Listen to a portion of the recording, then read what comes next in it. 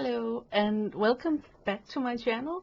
My name is Lena and I haven't uploaded much to YouTube, so I thought that I would pull myself together and make something in acrylic today.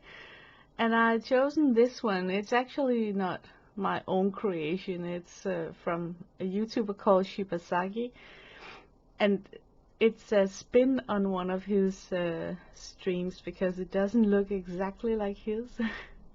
But I really would like to redo it because what I loved about his painting was that these masts or poles, or what's it called, went all the way up and out of the frame, which gave the painting a lot more like dynamic look. So I'm also really wow, it looks so beautiful. I mean, it's a fine balance for me working with high chroma colors. If I do it wrong, not wrong, but you know, if I don't mix it right on the page, it kind of tips out to some sort of like juvenile look, you know. For me, it's like a hard balance. But in this painting, I think the chroma colors work so well. It's pleasant to look at. It's not like in your face, and it's not like too much. So that's also why I would like to redo this paint, because what's different about this is that it's made out in my garden in full sunlight.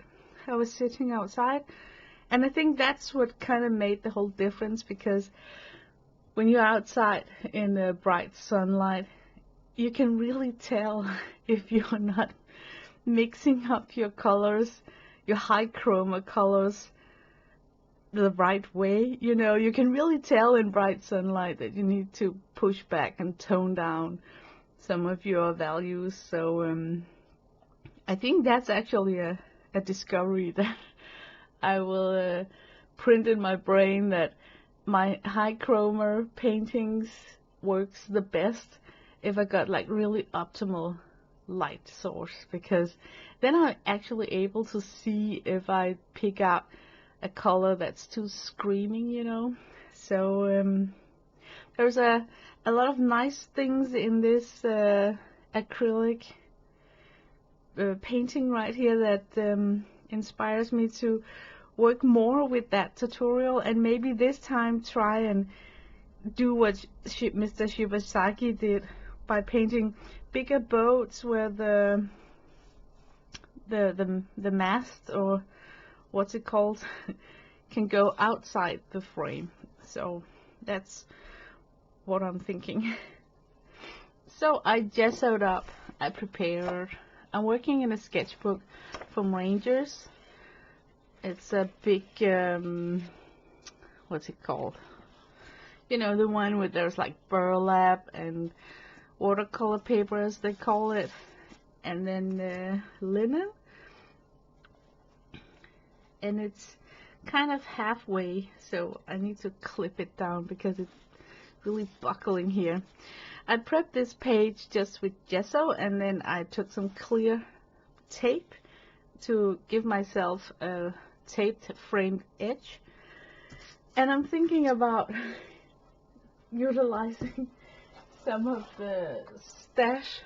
Oh god, if you remember some of my previous streams, I really had this idea that I want to use up these tubes.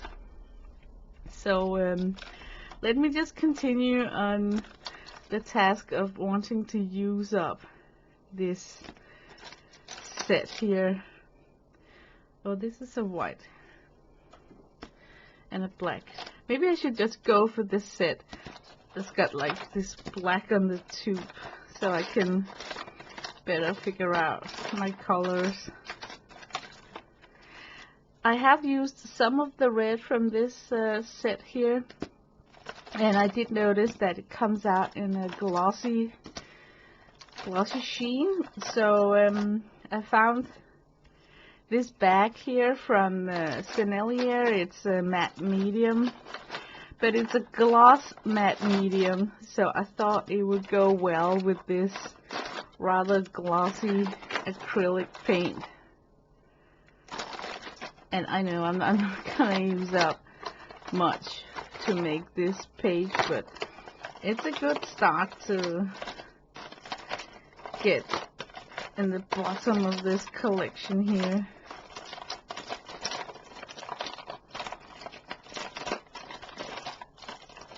I need yellow. Here it is, yellow. Okay, let me set up my palette, but definitely gloss matte medium with the glossy acrylic, inexpensive acrylic paint. So hopefully we can make a dent in this collection.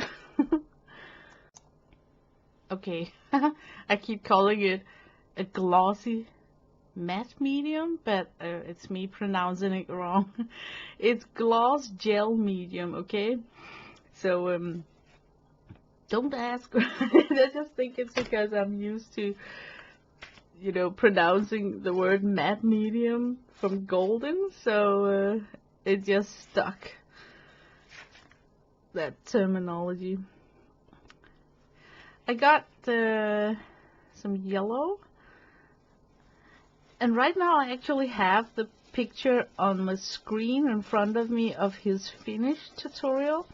When I painted the tutorial the first time, I was outside in the garden and wasn't able to take a computer with me, so I actually was just looking at the picture, trying to remember it, and then went outside in the garden and then painted, and then if I needed some inspiration, I looked at the computer one more time when inside the house.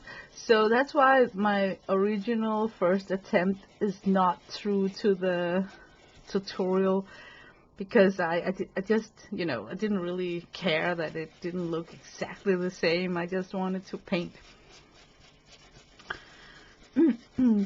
But sometimes that's the most relaxing thing to do when you are not like totally focused on following a particular style in a tutorial. So just freeze yourself up by getting inspired by something and then trying to take your own way of doing it. You know, this is where you need to kind of push back some of the chroma. So I think I might need to mix up some sort of a peachy peach.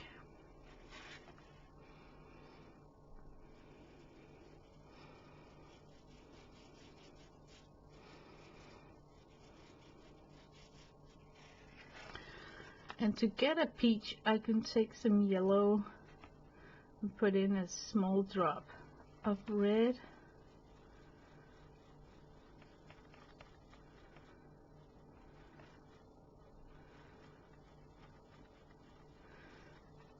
So already now I got like a little more pushed back value. Where to put it? Maybe some gloss medium so that it will glide better.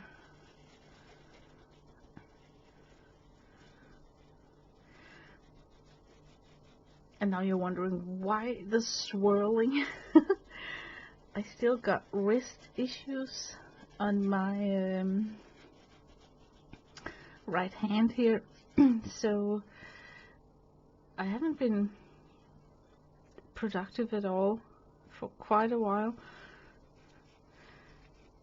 But I find that if I swirl with the brush, it's not making me make those normal movements that kind of is quite painful if I get them wrong.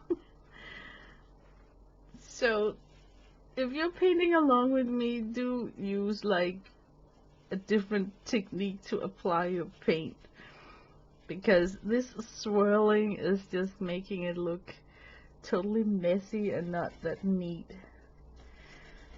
But it's better than not being creative at all, wouldn't you say so?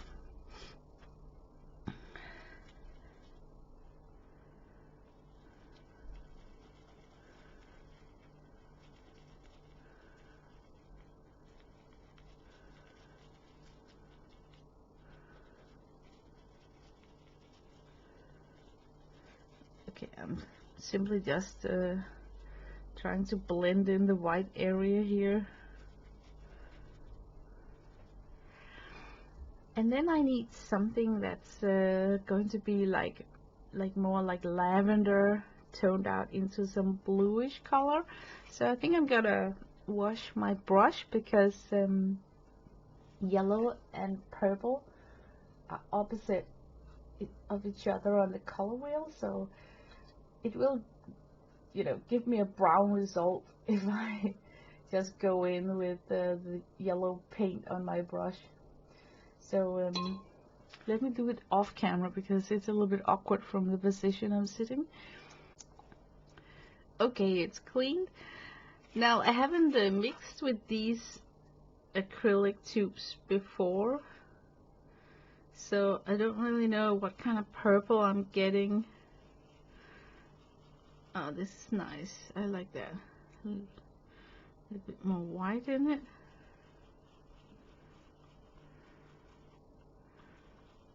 Yeah, I like this one. And then some gloss medium to make it easier for me to work with. I'm just gonna dip my brush in a little bit of water.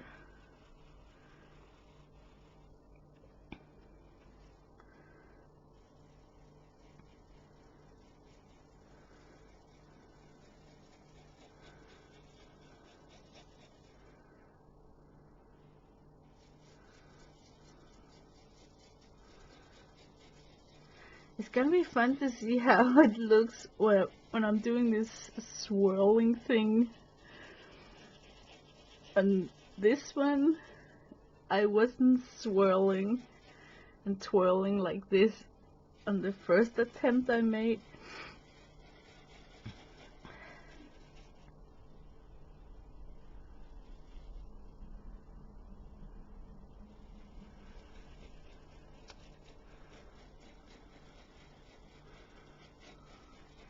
What's nice about this journal is that it's got this, they call it watercolor paper, but when you use it with acrylic, it kind of looks like canvas.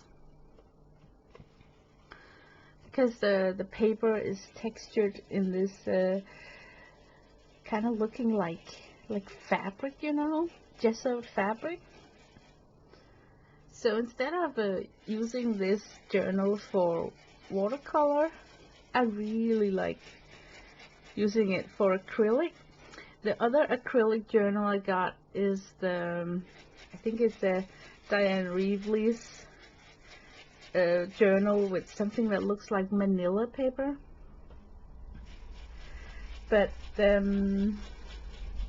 yeah, you know, the manila paper is like very slick and smooth, so it's fun to work with something that got a little bit of texture grip, looking like a canvas.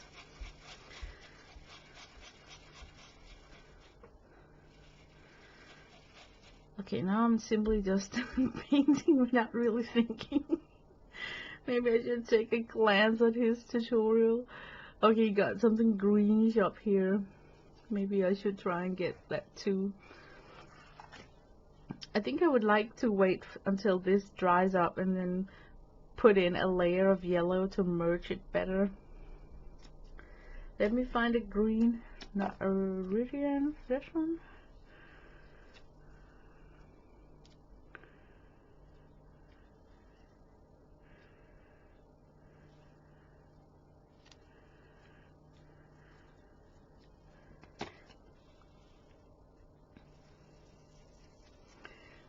I can see that he's got some green tones up here in the sky.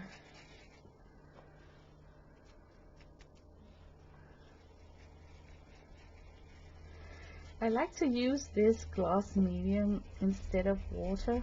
Like I'm dipping my brush into it instead of pre-mixing it on the palette with the paint before hitting this paper.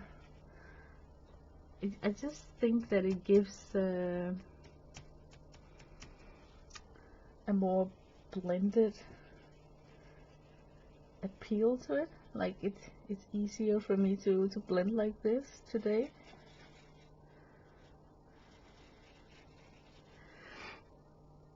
I don't know if I should go a little bit darker down here somewhere. Let me squeeze out a dollop of the ultramarine blue from this set here.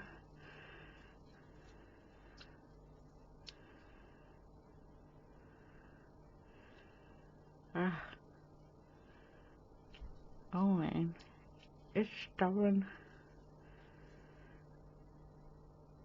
Okay, let's do this off camera.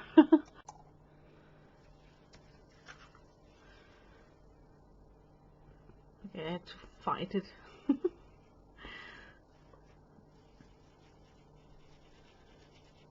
Yeah, I like what ultramarine does down here is that it's pushing back some of the, I don't even think that I can call it chroma because it's just a cobalt, but it's kind of helping me getting some dark areas in the sky. I deviated from his tutorial when I was painting the one that I did outside in the garden by putting in some gray clouds, because I thought that if I had like a neutral gray next to the really high magenta, what's it called, bright yellow, then the yellow would pop more. Oh, it's a good thing that I said the word magenta. I think on the other one that I made, I had something like really magenta up here. Let me see if I can get that.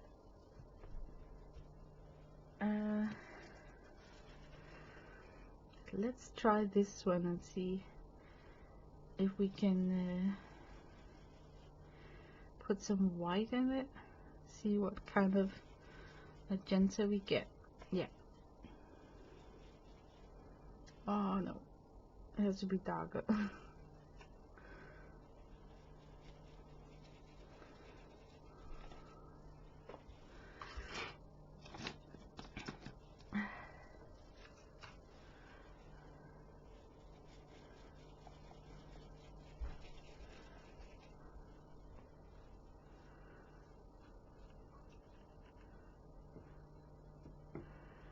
Now I'm just cleaning off my brush. Oh shoot, can you see how I just lifted up the paint underneath because it wasn't completely dry?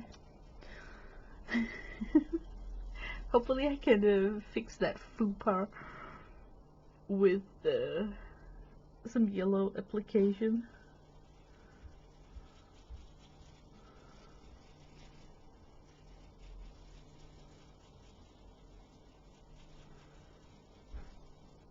Oh, I like that red tone just here in the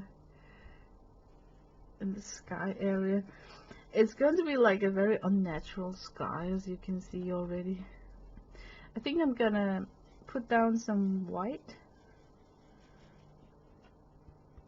and then I think I'm gonna hit it with a heat gun to make sure that I don't continue lifting off the layers underneath. And where I put down the white, I will coat it over with the red color.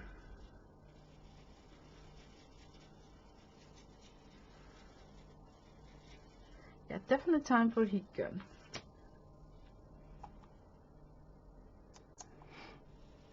Okay, I dried it, so I shouldn't lift up more. Let me continue on the right side of the page by putting in some more white here. It's kind of a sticky paint. It's not like heavy body, so I think I need to be a little bit careful with the top applications on wet areas to avoid that lifting.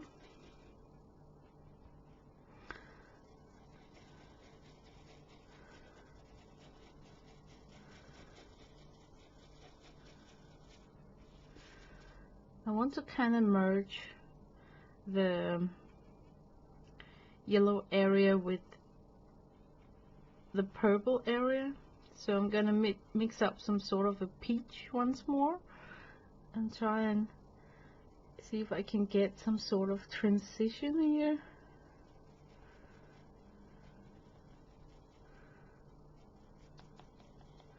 I don't think that I'm gonna make like gray clouds on this one, because I kind of don't have like hysterical chroma going on this page, so I can kind of skip that part. Plus I think it's a little bit funny to see how I got this kind of crazy sky going on. Is it stormy? Is it oh, it's giving me like the vibe of something really stormy, and it's kind of okay.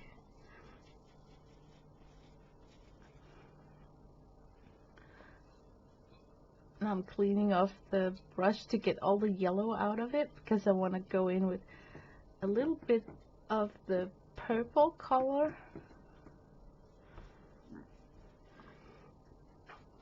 Let me try and mix this time with the ultramarine and the red.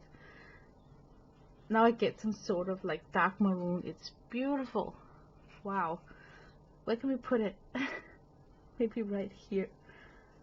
Oh my god, it's beautiful. Let me try and brighten it up with some white. Yeah, it definitely is a beautiful color.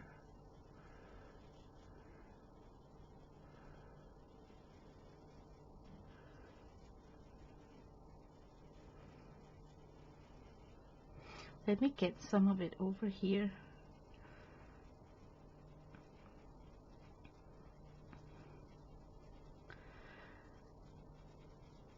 Oh, it's difficult for me to paint.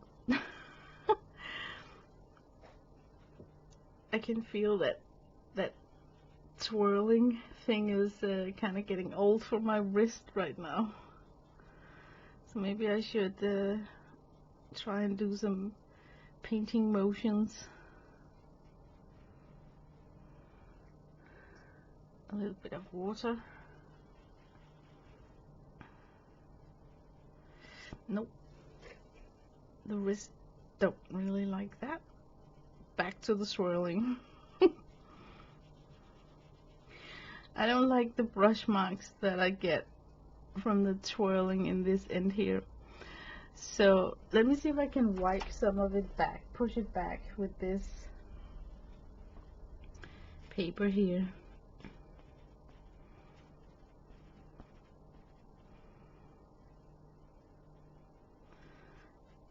Now I'm basically making a mess. Can you see how the paper is leaving some sort of residue?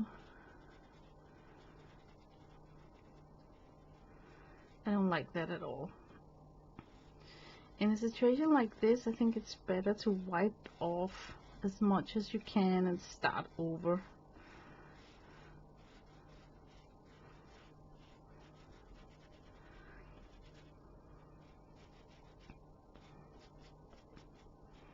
Now I wiped off, and let's see if I can get the strokes that I want.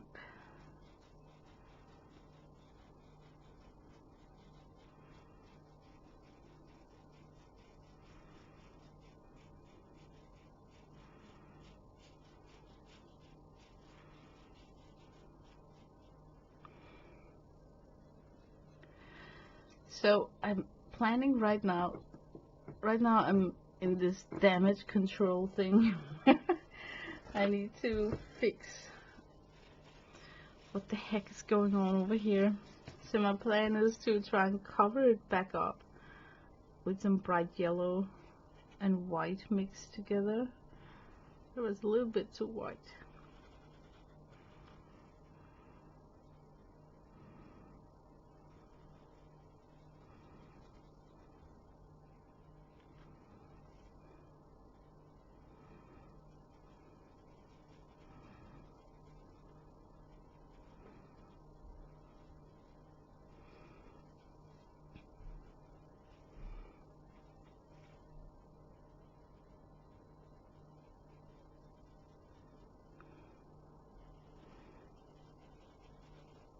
It's definitely not as smooth as I would like it to be.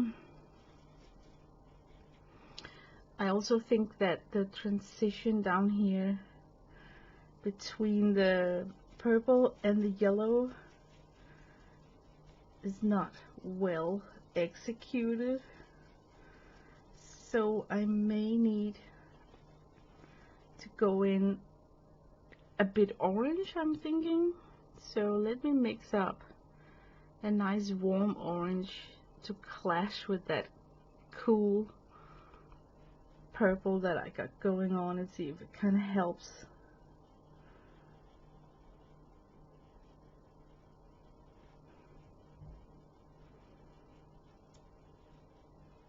And once again, not a fan of the swirling brush marks, so I'm gonna clean off the brush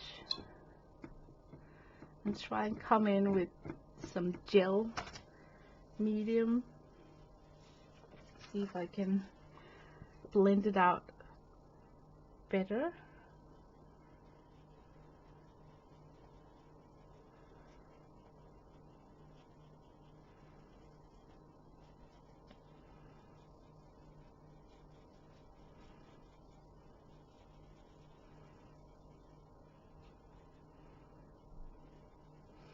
I think this is the reason why I haven't felt inspired to be creative for a while, because I feel that I'm struggling, I'm fighting the grip of the tools. So a relaxed painting becomes like a struggle, and you're not like super content with what you end up with.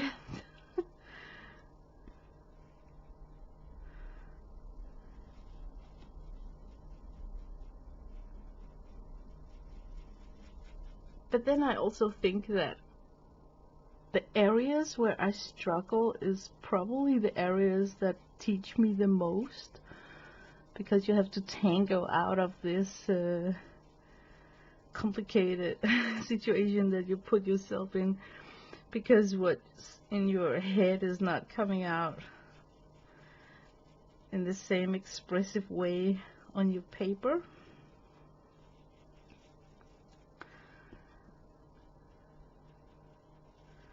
So yeah, but isn't it funny? I'm the kind of person that if I can learn something from this process, then I can persuade my mind to continue struggling along here.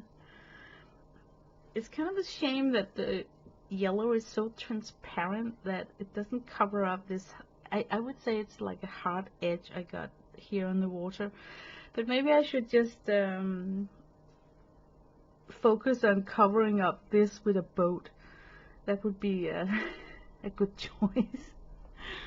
Okay, I really love that dark purple that I got. I like it a lot. I think I should mix some white in it to get like a really dark magenta. That would look nice. Let me just test it out. I made it with the ultramarine and this crimson red.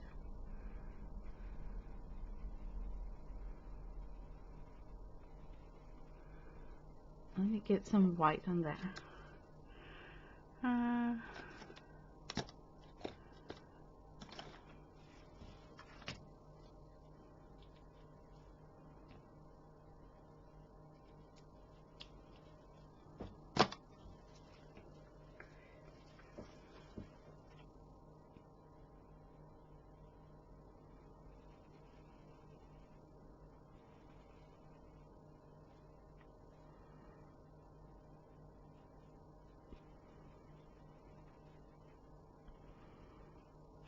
It's very likable.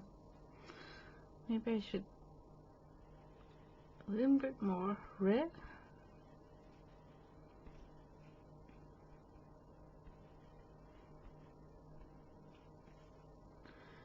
I could, where can I place it? Maybe here?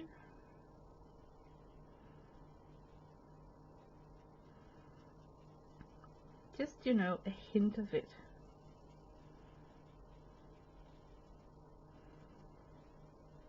And then some of the gloss medium to help me blend it out.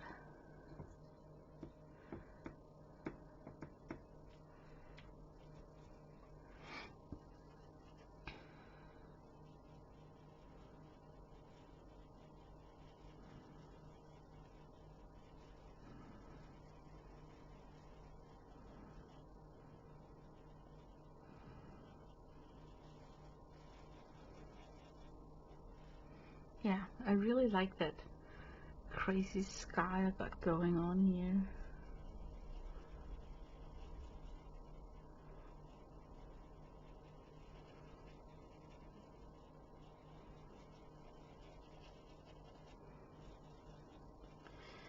I don't think that I should create a ton of clouds or anything. It would just be too much.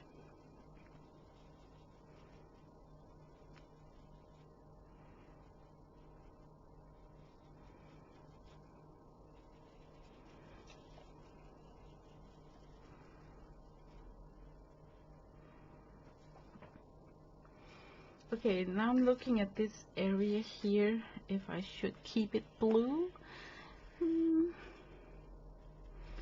or if I should give it just a smidgen of the red.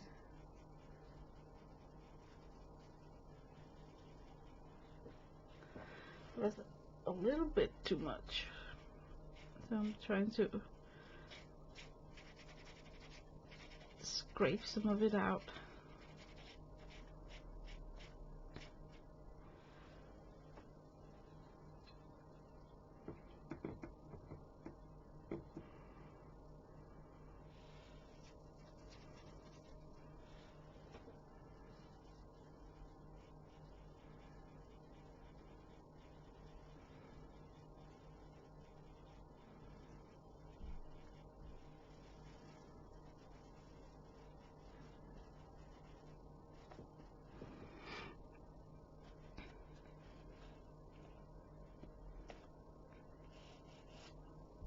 Okay, let me hit this with a heat gun and then continue. Oh my god, look at my brush. I mean, if this brush ain't ready for retirement, I don't know what is. Talk about using it till it drops out dead by its own. This is like inexpensive craft paint that's like super glossy, so I'm not taking the chance with a very sticky tape to make my horizon line. So I'm going to grab this washi tape that's got a low tack, and then I'm just gonna bump it on my pants to make it catch up some dust or something, hoping that it's less tacky now. I want to place it as a horizon line, and I need to get below this mess right here to get like a clear line. So am I content with this? I think I am. I still want to make a boat with a hysterical long pole that goes out of the frame. I don't think that it will be like oh gosh, if I have to do that, I might actually have to go on top up here. Let me just fix this fupa right there before I put down the tape, because I need some space around that ship, right? So I can't just have a very shallow horizon line.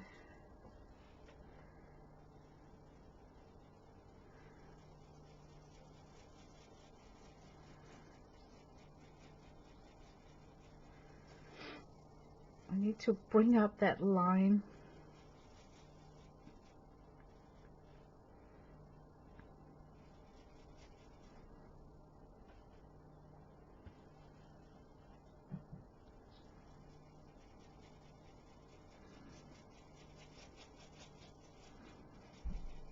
Okay, let me dry this very thoroughly, because like I said before, this is like inexpensive paint, so I am actually in doubt whether it's gonna lift on me when I put something tacky down on it. Okay, it's super dry. I actually fed the cat, did some things, walked away, coming back now, it's totally dry and it's still like sticky. I think it might stay that sticky even in a super dry condition. So this kind of worries me a little bit since I'm painting in a journal. But lucky me, I got at the opposite page is burlap. Maybe you can see it here if I lift the camera up a little bit. The opposite page is burlap. So it's gonna be funky to see how the burlap texture is going to stick into this sticky surface after having the journal closed, because this is not a journal that I work in a ton of times. I just revisit it with weeks in between. So it's definitely going to be exciting to see if the burlap page is going to stick permanently to some of this paint, so when I take it apart that it would lift off some of the acrylic. But not to bash on inexpensive art supplies, but seriously, that's one of the downsides about having cheap paint, is that you end up with this very questionable surface for closed books. Okay, now I got the horizon line down. Now I want to frame in with some, I think, lavender blue, or just a hint of something different,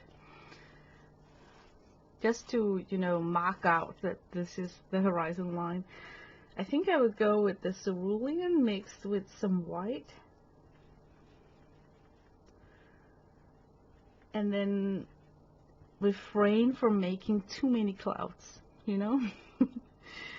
not a cloudy texture. This is super bright. Is it too bright? Maybe. Well, let me tone it down just a little bit with some of the crimson.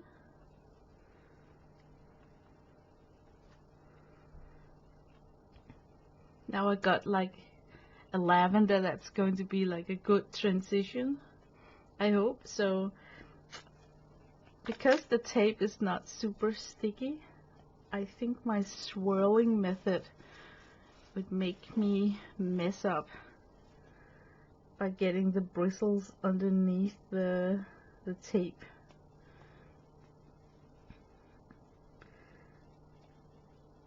So I think that I will try and get some help with my fingers before swirling in that lavender color. And now I'm washing off the brush, and I'm going to put on the gloss medium to help me blend out.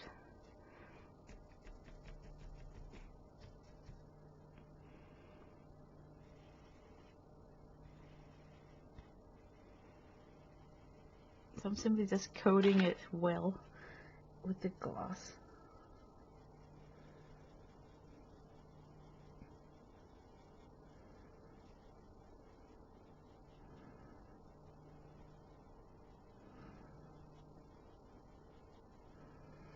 The opening time on this rather sticky acrylic is actually a narrow window compared to how sticky it is. So it dries up completely stuck pretty fast, I think.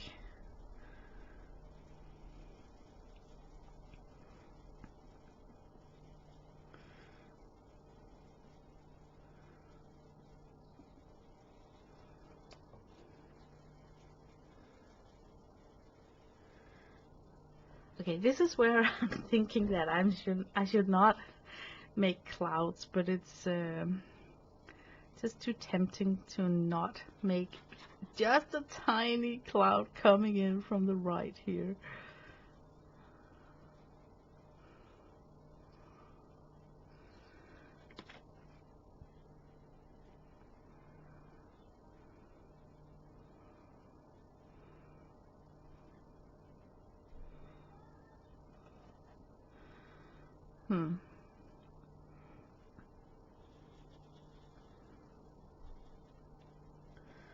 Maybe a hint of cloud over here.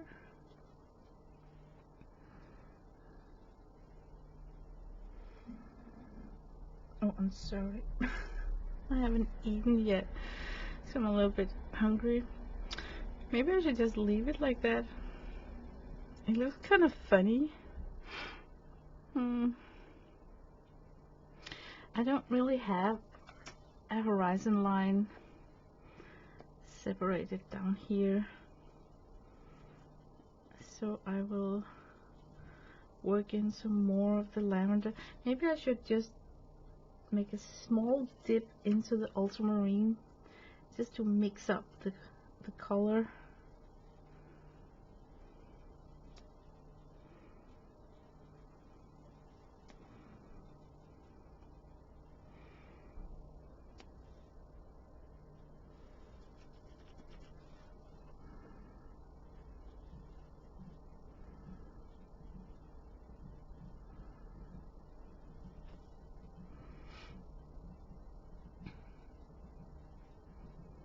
I really like working on this one.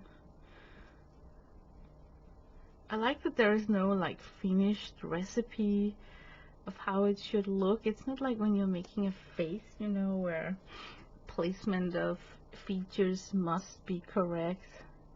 So it can go like in different directions. Okay, I'm just gonna lift off this tape to see if I got some definition between the C. I have it. Can you see it? Like, yes, perfect. Okay, this needs to dry.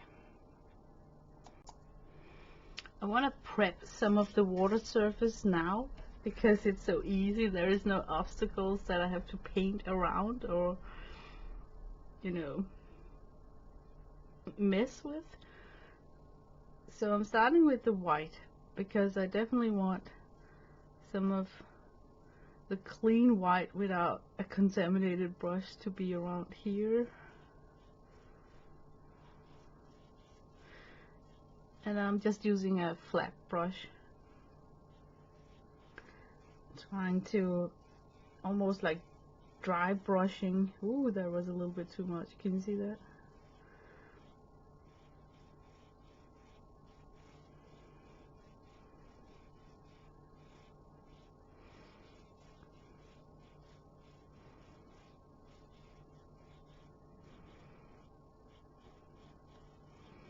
But it's just easier to do this at this stage because then I will cover up some of the areas, not all of them. I can always go in afterwards when my elements is in place and do some more. Now I'm taking the ultramarine on this corner right here, this left corner.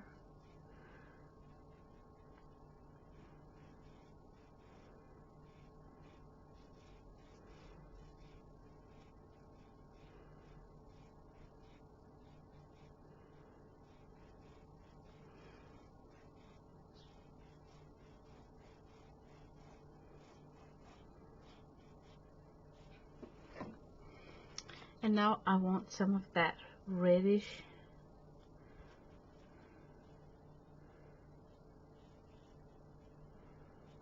just to peek out.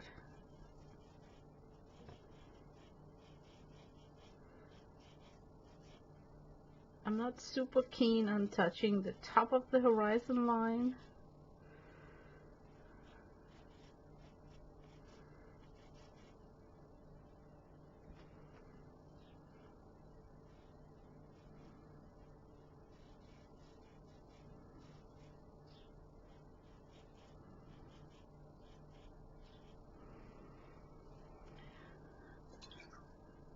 I think that I should try and mix a very bright orange.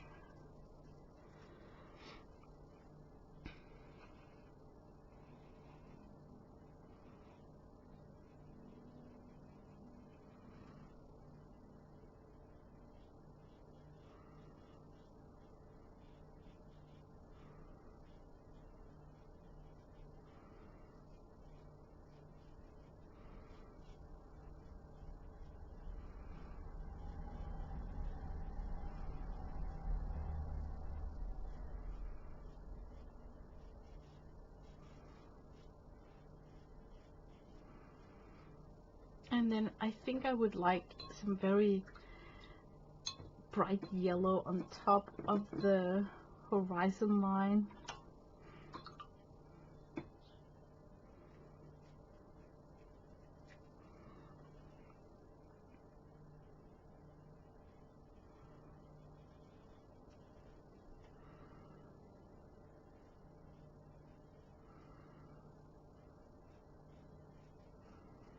The yellow is like super transparent.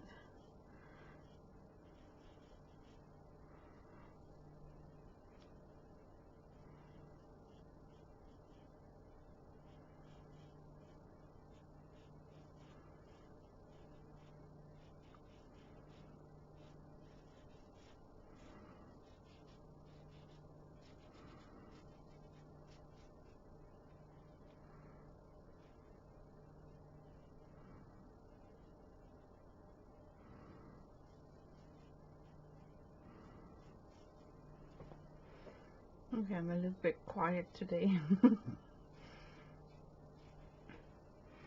Okay, that was that. I'll let it dry. Okay, now for the fun part.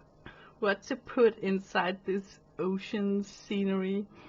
We're gonna have some boats, and I think we're also gonna need a pier where the boats are anchored to. So I'm squeezing out some burnt umber. I think I also may need some burnt sienna. Let's see.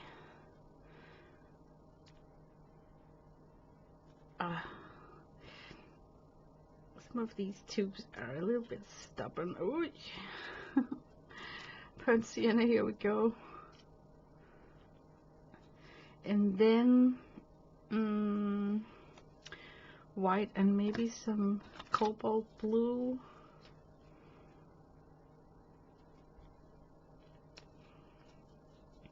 I definitely think that I need some more of this crimson red.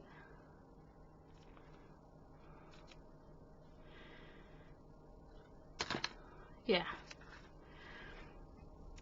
I'm gonna use the flat brush.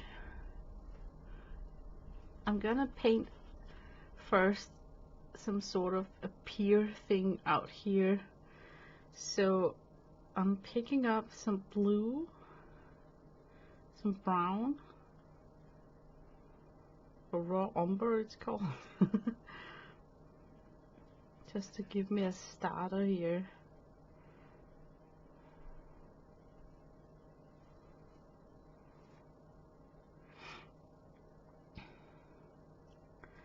And then there is like a strange lighthouse next to the pier, and the top of the pier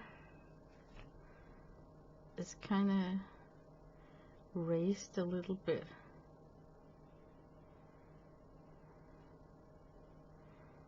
Like that.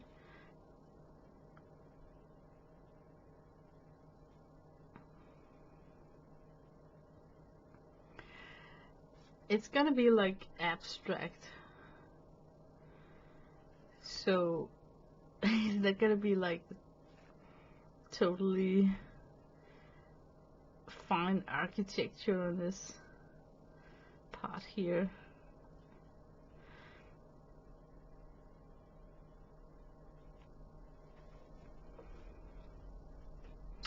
I need some sort of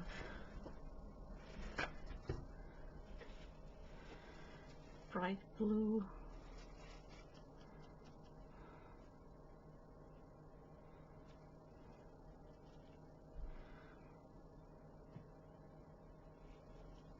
Now I'm not talking that much because I need to kind of figure out how this is going to be painted, right? I know there is going to be like a pier here.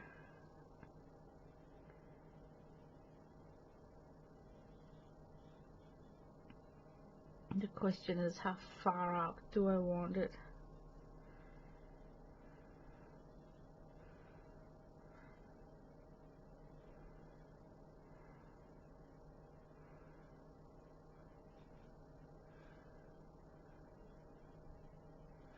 I want more of that ultramarine. Oh man, if you guys are still watching, that's like really dedication.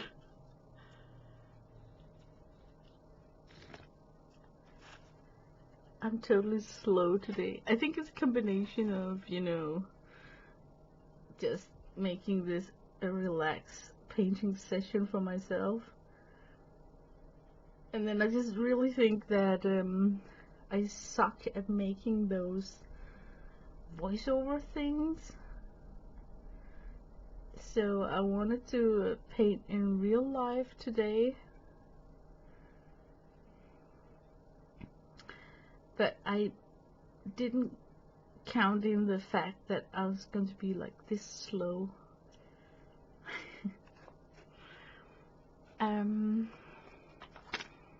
Yeah, you're probably wondering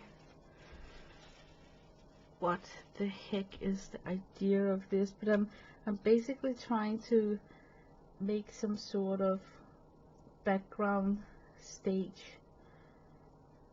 before putting in the ships. A little bit of yellow.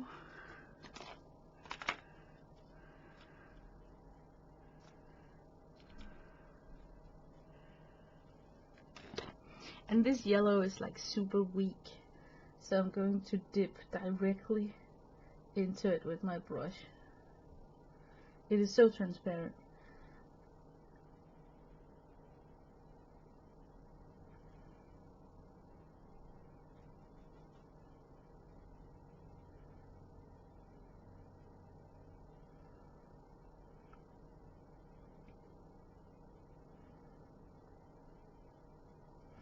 I am trying to manipulate with the green color by using the ultramarine to go a little bit back and forth, so I don't get like a boring. Now I want to gray up this green thing with a little bit of umber, so now I get like a really dark green.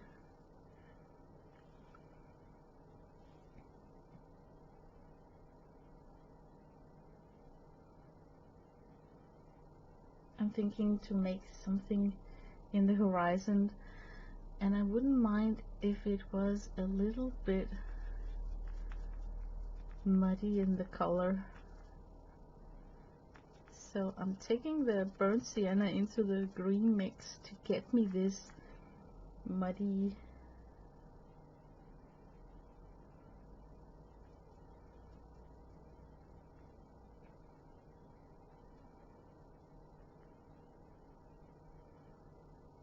I think that will do for our in the distance stuff.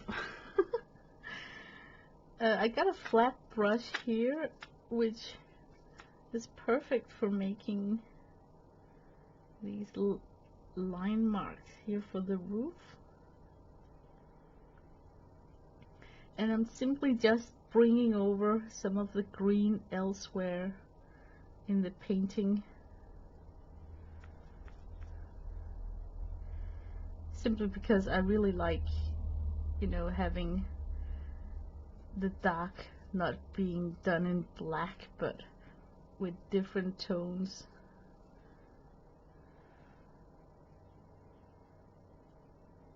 It makes it a little bit more interesting.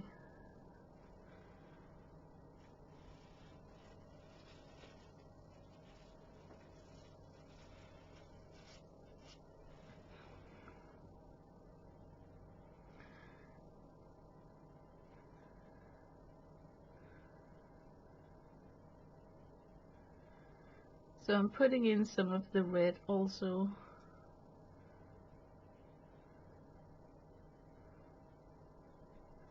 Right there. Okay, that needs to dry. It's heavily applicated, so it leaves this painterly look when it's drying up. Like I've been using some sort of texture paste underneath or something. And that's why I try to dip my brush and then just dipping in big fat application of the paint to get that kind of build up illusion. Okay, now for the hardest part, for me at least. There is this boat. At least I know that the boat is anchored at this, is it called a pile? No. I don't know the correct name for it. You know, where you put your boats. At least I know that it's got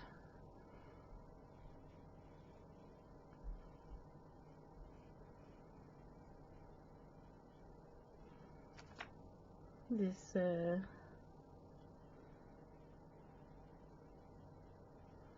it's stationed at this dock area here. So far so good. Let's put in the boat. And it's scary for me to place the boat because it looks like a Chinese boat with a lot of add-ons on it. Like it started out like a plain boat, but then they build on tiny constructions, and then they covered it all with some sort of fabric looking like roof. So I have not seen a boat like this in real life, so I'm gonna have to wing it. But it seems to me like there is some sort of roof thing here. And then it goes up, almost like the Opera House in Sydney, in layers.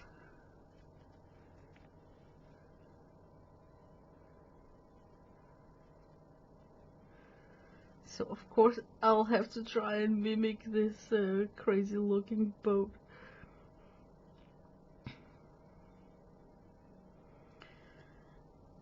And some dark here. And then we got some dark here. Going into something really light. Because it's curving. And this side here should be like really dark. So let me get some green tones in here.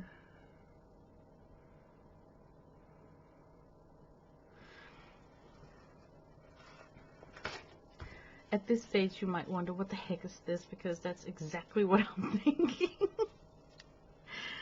Let me put in some red just to make it interesting.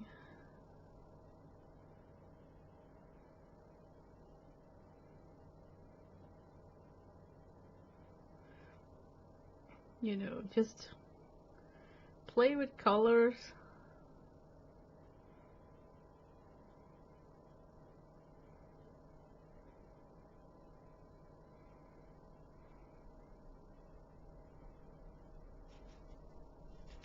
I should mix myself a purple with the ultramarine and the crimson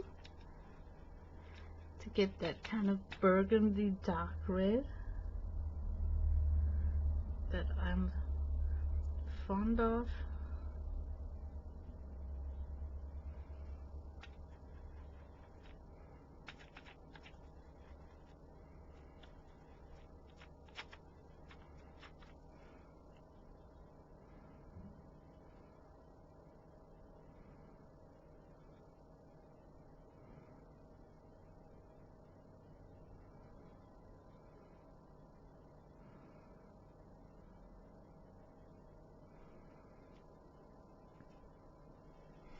I think that I will try and put in some of the shadow.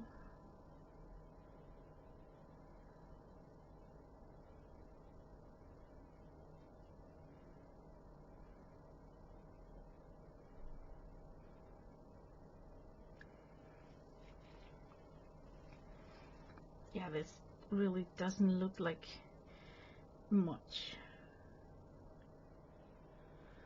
Maybe I can squeeze out the excess paint of my brush and sharpen it up to like a really firm tool.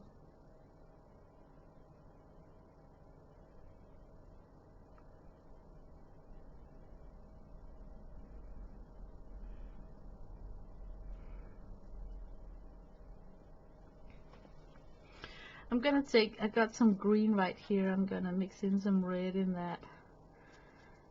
Trying to see if I can make myself not a black, but a warm, dark green.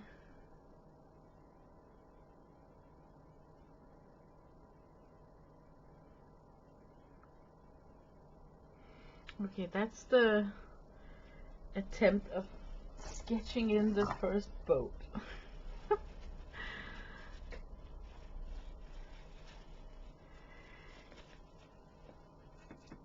Oh, I suddenly remembered that I wanted to bring out the mast, or you know, the big thing up here, very tall.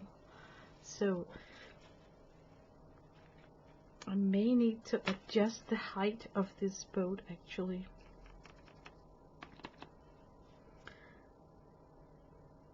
Just to make it look natural to have such a high post sticking up in the air.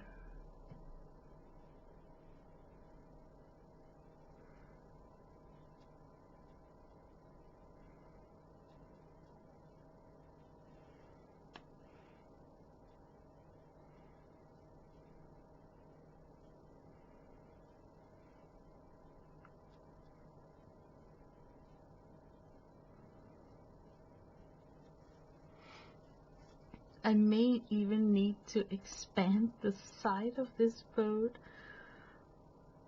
to also include some sort of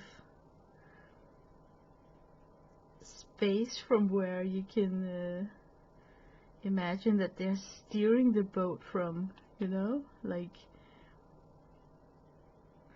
a captain's quarter up here.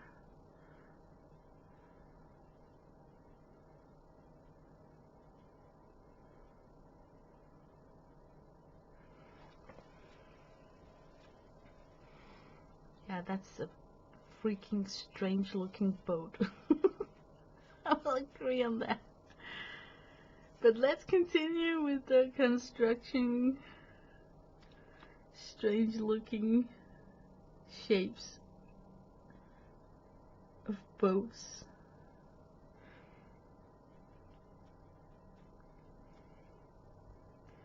This definitely is the fun part of the painting session, where you got like free hands to dream up something unusual.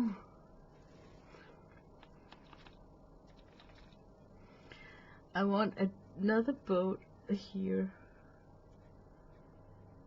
This time I will try and make like,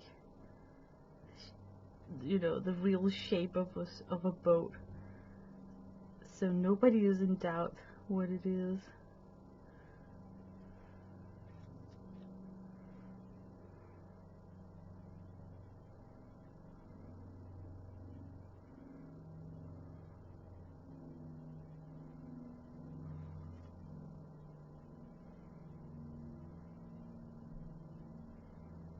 Once again, put in some surprising red tones in the middle of it.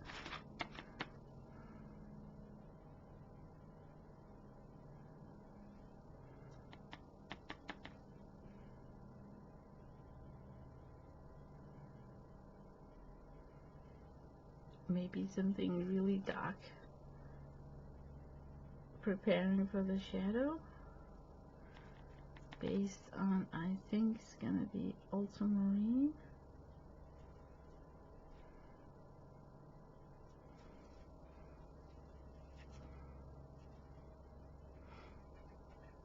And we could give this like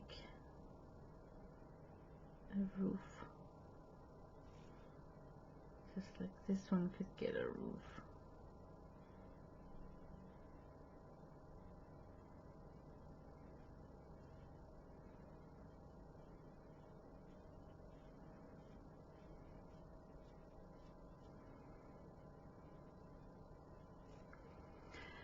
Next boat. Oh man, I hope there are like no boat builders watching this. What about a boat that's like situated almost like in front of you, of the viewer?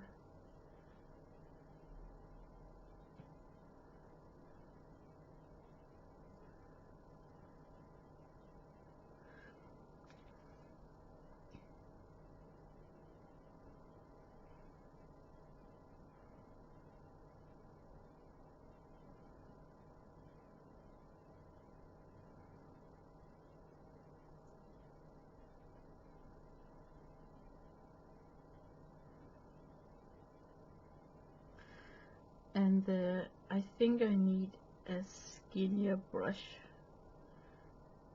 for the details in this one.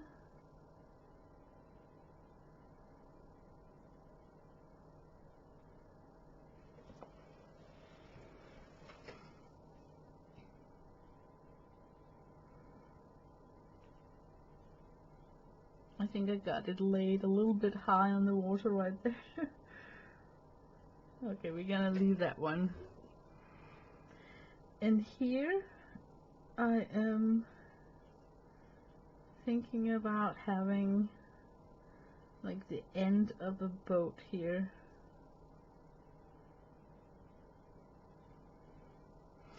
And having like less detail on the boat that's going out of the frame here.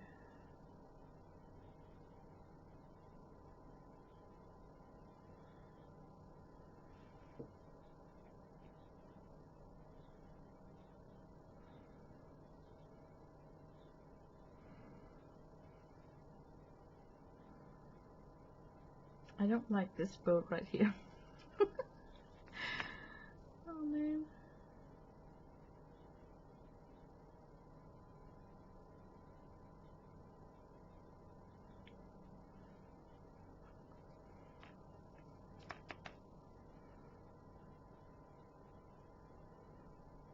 But I guess I just have to keep on working with it until I am satisfied. I need a smaller brush.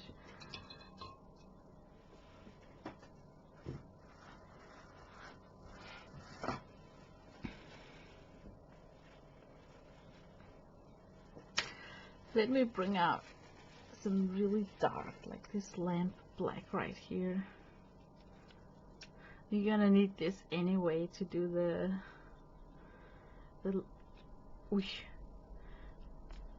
line work, the finished line work, where we kind of come in with some sort of loose sketch lines to define the boat even more.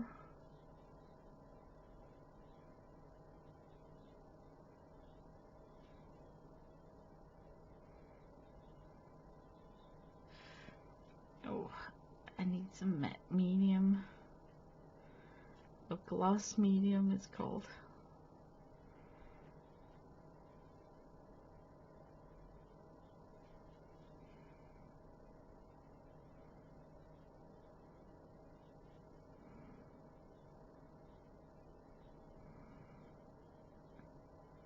This definitely is the fun part, sketching up something that I've never sketched before, like don't even have an image in my head of what this could look like in real life.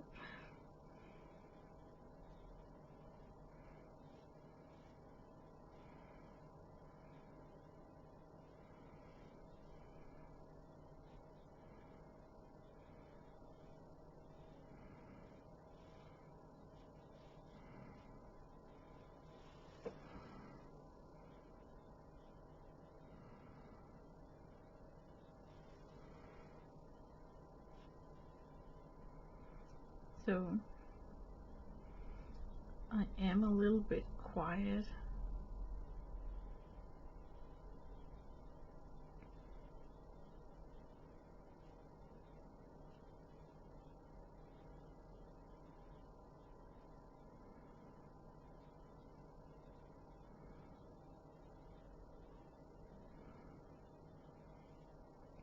I'm not sure what this building is and what its functionality is in this harbor. It's definitely not a light tower,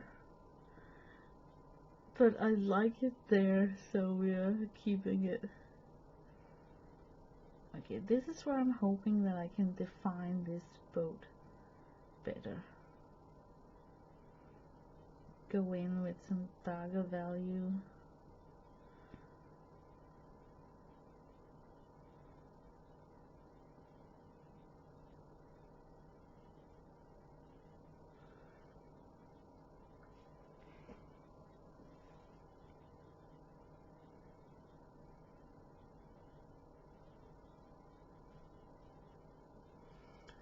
It's Sunday here in Denmark, and we're having like a beautiful, beautiful, fresh September autumnal, what's it called? Autumnal day. And we have had a transition that happened in like a week from a nice summer day till autumn. So just as fast as the summer arrived, I think it said goodbye and then left.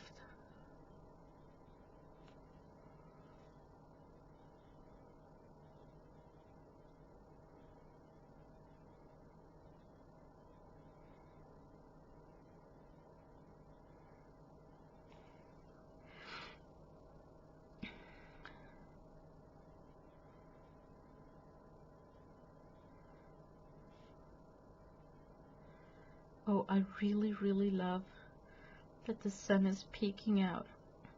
But I think it's gonna cast a shadow from my camera arm and be a little bit annoying for the recording. So hopefully you're not getting totally blinded out.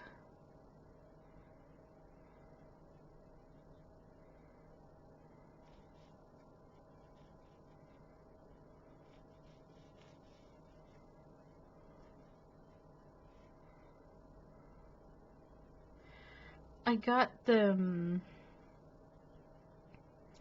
tiny brush. I'm simply just adding a ton of crazy details just here and there, going really abstract about the whole thing. I'm feeling tempted to put in something here like yet another boat. It went so strangely well with this one. So let me try and work in a boat right here, because then we got 1, 2, 3, then we got like an uneven number of boats. That would be like on par with our routine. Just a white one.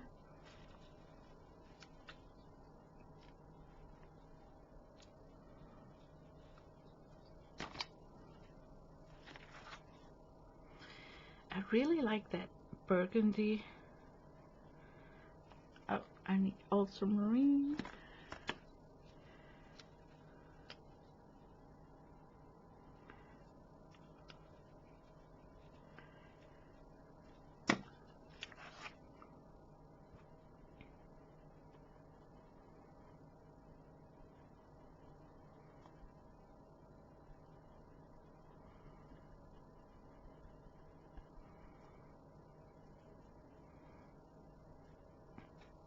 That's a freaking nice shadow color.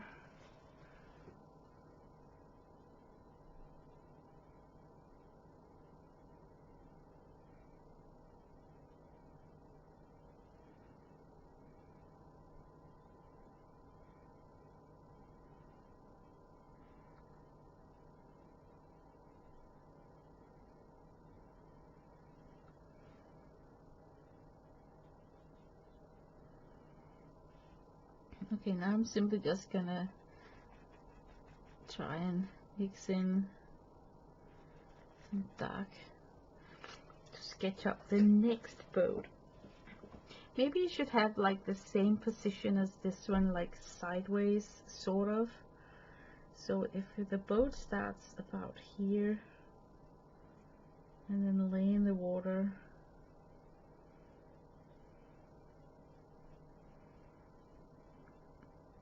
like this, I would be content. And now for that crazy, almost looking like tents. Can you believe it? Like having tents inside your boat.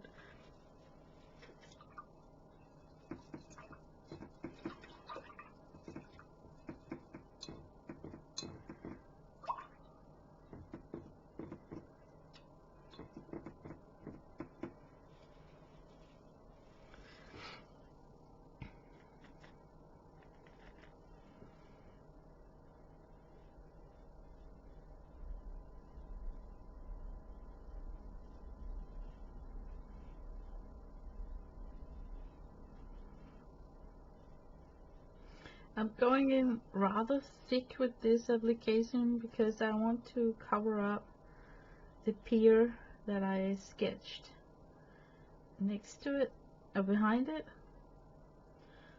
So I need to somehow be a little bit more dark in the colors for this one.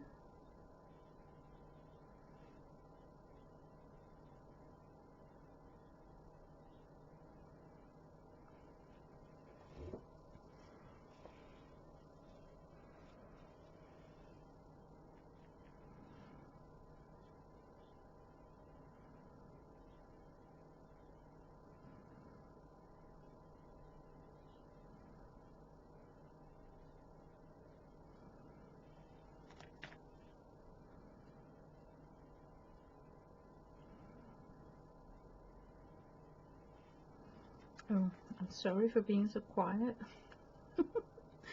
I hope that you got your own work that you are having fun with while watching my stream, if you're actually still here, so we can have like a painting session together.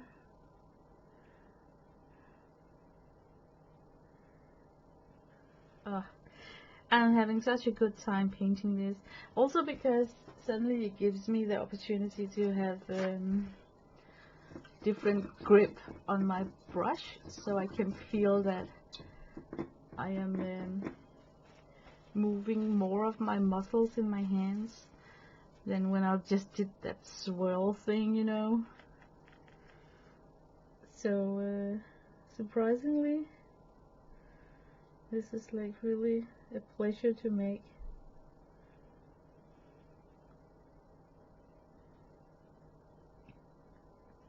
I also love that I'm not getting picky with detail, so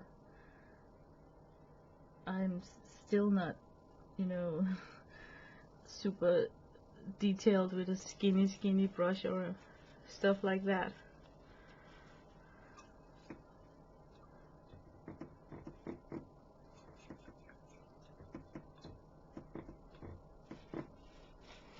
So it's keeping it like really nice and loose.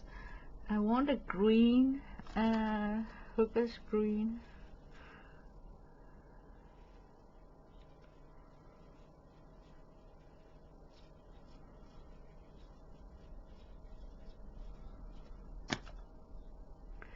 A little bit of crimson in that.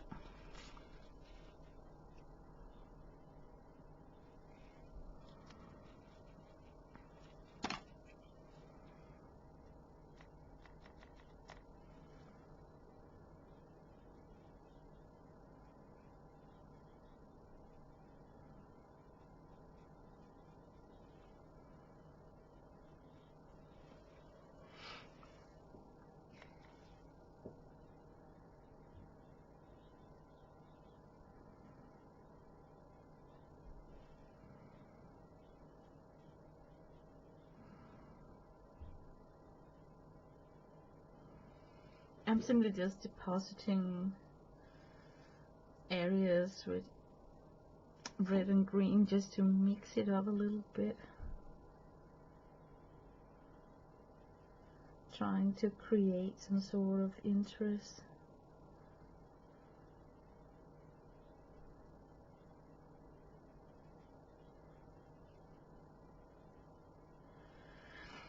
Okay, let's try and do some of the shadow work with this red and green that I got on my brush here.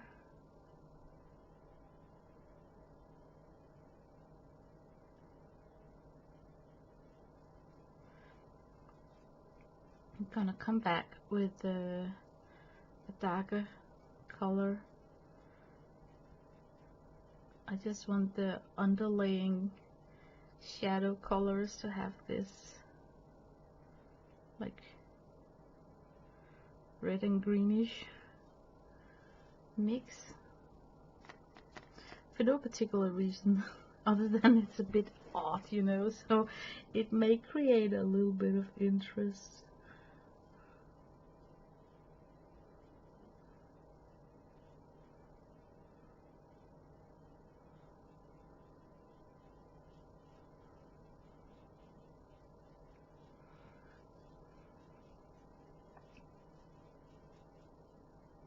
This truly is a pleasure to paint.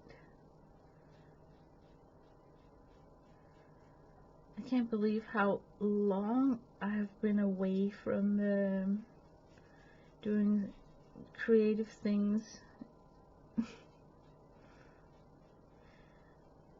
Of course I have missed it, and then yet not.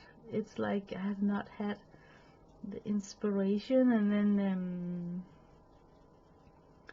it's been very easy for me to avoid my craft room because, yeah, I just, you know, if you really don't have the mojo, then don't go in and force it. I will say that even though I was a big speaker of making daily sketches and, you know, keeping in practice good shape, like doing something creative each day, but if you have to force it out because the mojo is gone, then what's the point, right? It's not like I have a deadline of when my journals are gonna be filled or when my paper pads must be used before going out and buying some new ones. I don't work like that, you know, so it's not like I had to justify to myself that I needed to get some work done under my belt in these times where I've had a lot of issues. The issues has been in my wrist, and it makes a difference because I can deal with having issues on my knees and ankles and maybe on my non-dominant hand, but as soon as it is the wrist on both hands, it's like I have this need for protecting my hands during the day, because it really have hurt a lot these days where I can overwork my my wrists. I would hate it hours after because the pain starts flaring up and doesn't disappear, and then I know that it would be less if I had kept it calm. Oh, I like this painting a lot.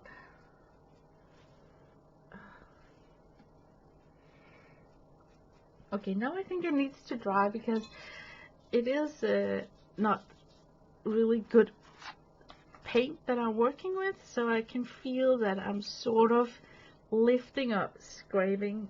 So let this dry for just a while. Okay, just noticed that I got some confusing shadows here because of the highlights. Can you see how I got like highlights on this end of the tents and not here? It's like the opposite way I got the highlights. So I'm just gonna fix that somehow by making highlights. Oh, my hand is getting stiffer. I'm just gonna swish on some highlights the same way.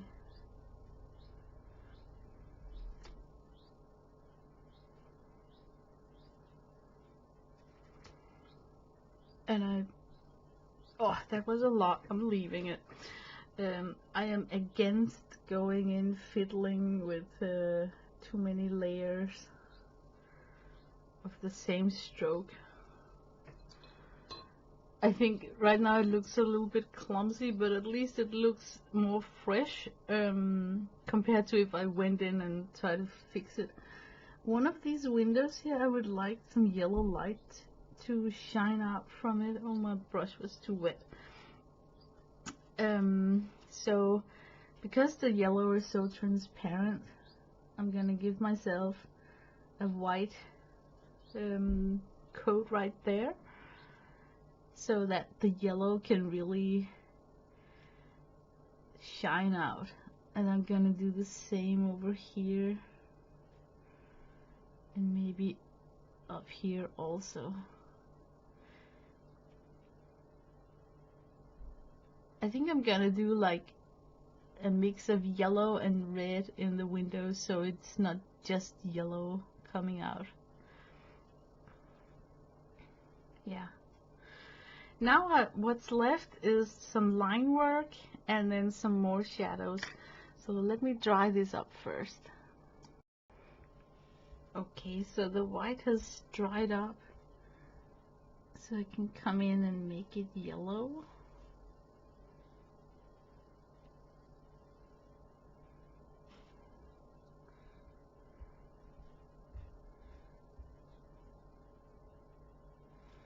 Totally a good decision with a little hint of red. That might be a little bit too much. Maybe I can dip from this and use as a palette up here.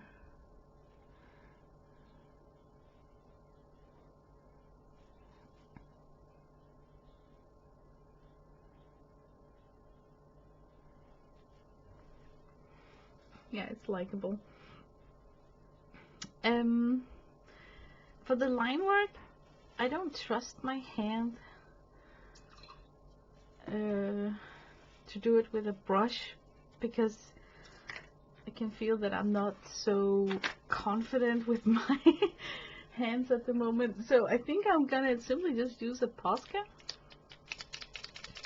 Maybe just dry up that the window so I don't smear it out. Okay, and now for the fun part. Usually it's the highlights, right? But in this case, it's gonna be the line work. What I loved about Shibasaki is that the mast was just disappearing up here in the horizon, looking kind of crazy because it just went out of the frame of the painting. So yeah, ruler. I'm gonna try and do the same. It just created some sort of dynamic to the whole painting, having this giant mast just going out.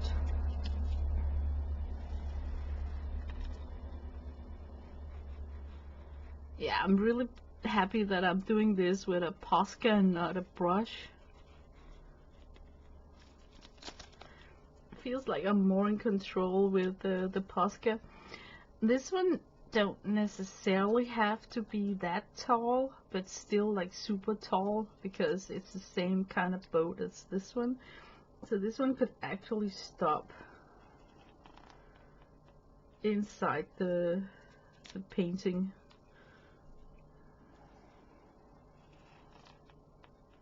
The reason why I'm making several lines is because I don't want the look of just one straight line.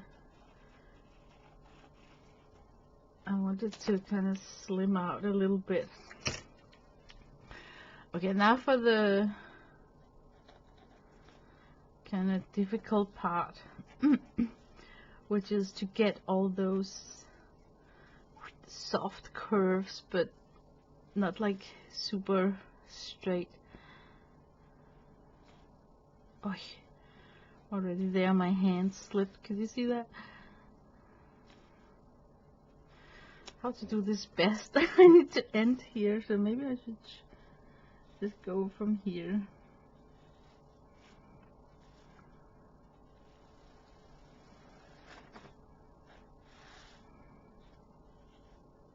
Oh, I'm sorry if my head was in the frame.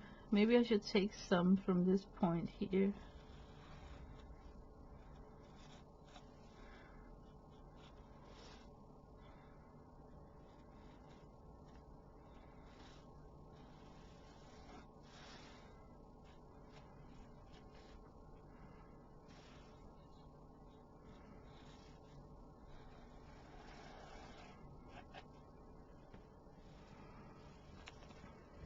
Yeah, it looks kind of weird.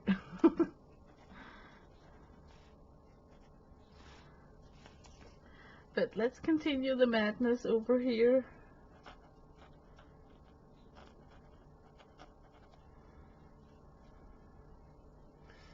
Is this dry, or can I do like this?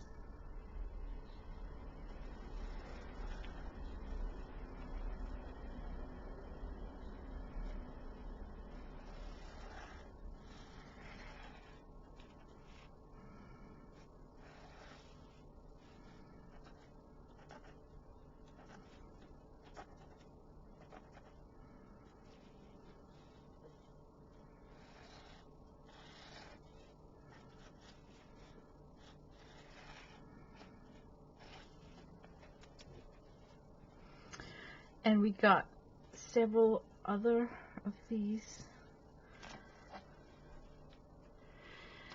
Okay, now I have to make the masks that are like pushed in the back, so I'm just gonna do them on my free drawing like this, and then I'm gonna smear it out. And the reason for smearing it out is because it gets a little bit less dark, so it kind of looks like it's further back, the painting, than these ones in front.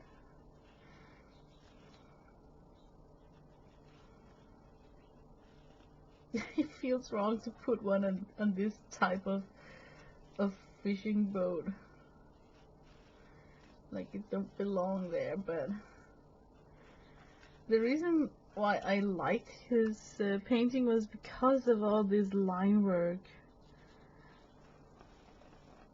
and the fun combination that it makes with additional shadow in the back. The reason why I'm putting a mask in the back here is because I got a messed up captain's cabin with some white paint coming off the roof, not looking particularly beautiful. So for me to cover that up, I'm gonna add in an extra item here.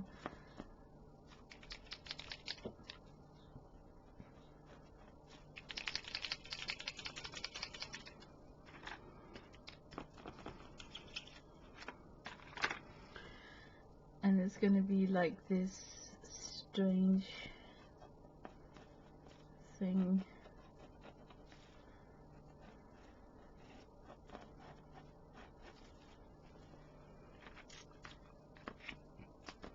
I can feel that this inexpensive acrylic paint is so tacky.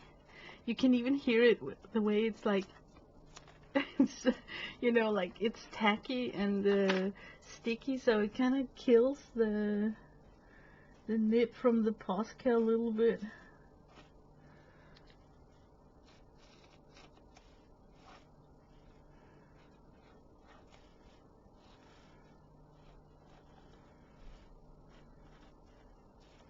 once again, it's gonna be exciting to see how this page look when I, in several months, is opening up this journal to see how it survived being stored away.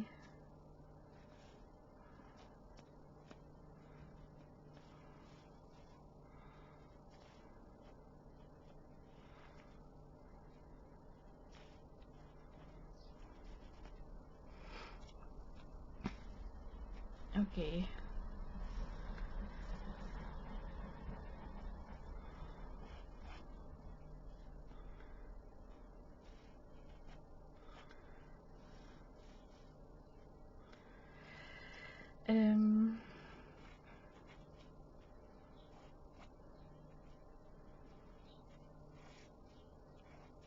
Oh, this one was too thick.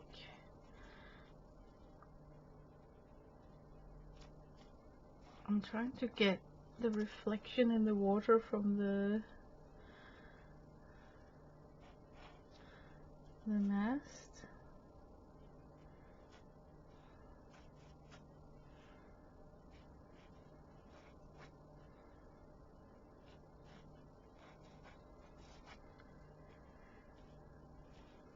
And here, this one is like super tall.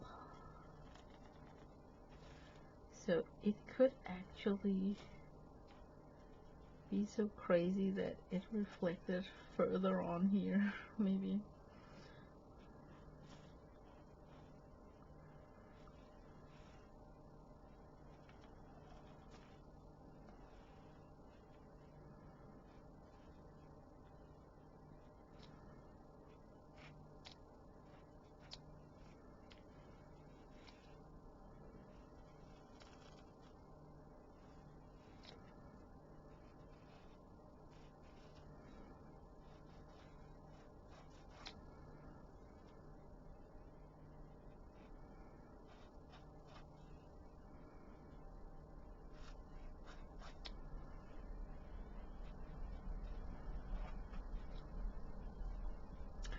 Ooh, this is fun. Now the only thing left to do is actually just to put in the missing dark shadow values underneath the boats. Maybe I can do it with the Posca, actually.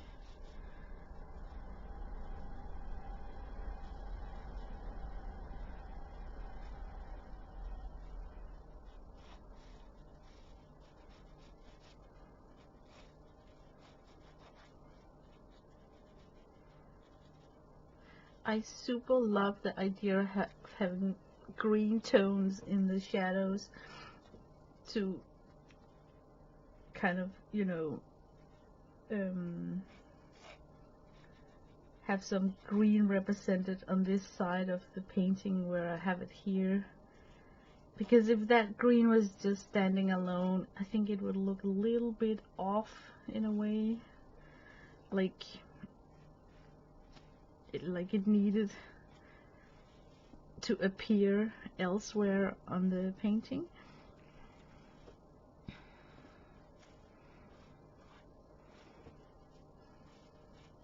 Yes, sir, this definitely is some sort of fiddling fun card.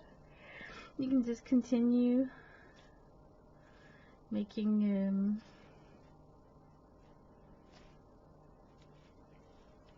stuff. I definitely want to go in at the very last and do some more white ripples in the water.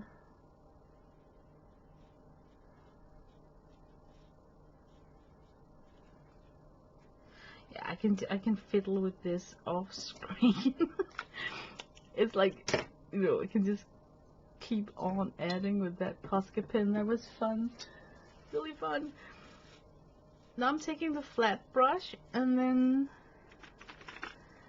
I'm gonna give myself some gloss medium before it totally dries up on me to make my white paint very smooth and slippery. And then come in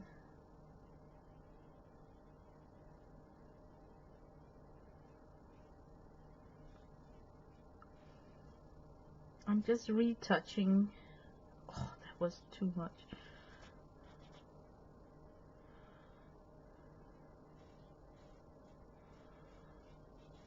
Just a touch up on the white in the water. That was also too much. I'm too generous. I basically don't need a lot, as long as the streaks are going in the same direction as water.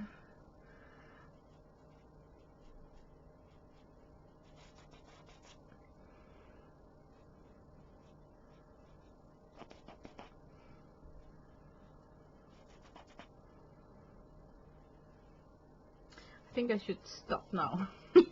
Let's peel off the tape surrounding the painting. I think I'm gonna heat it up with the heat gun and then peel it off. So here it is, the finished piece. Definitely a very likable painting session.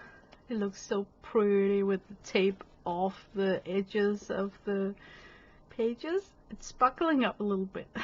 So I'm just gonna push the camera down in case there are some details or something that's getting more clear when it's pushed down. Very likable color palette. I like the way that it's still chroma, if you know what I mean, but it's pushed back so it's not like screaming colors in your face. And I like the way that it's kind of abstract because it got like green shadows, and I got a very crazy area here in the sky that's not so naturalistic. Very fun drawing. Yeah, if you made it this far, thank you for watching. Yeah, thumbs up to you if you stuck out in this long painting session.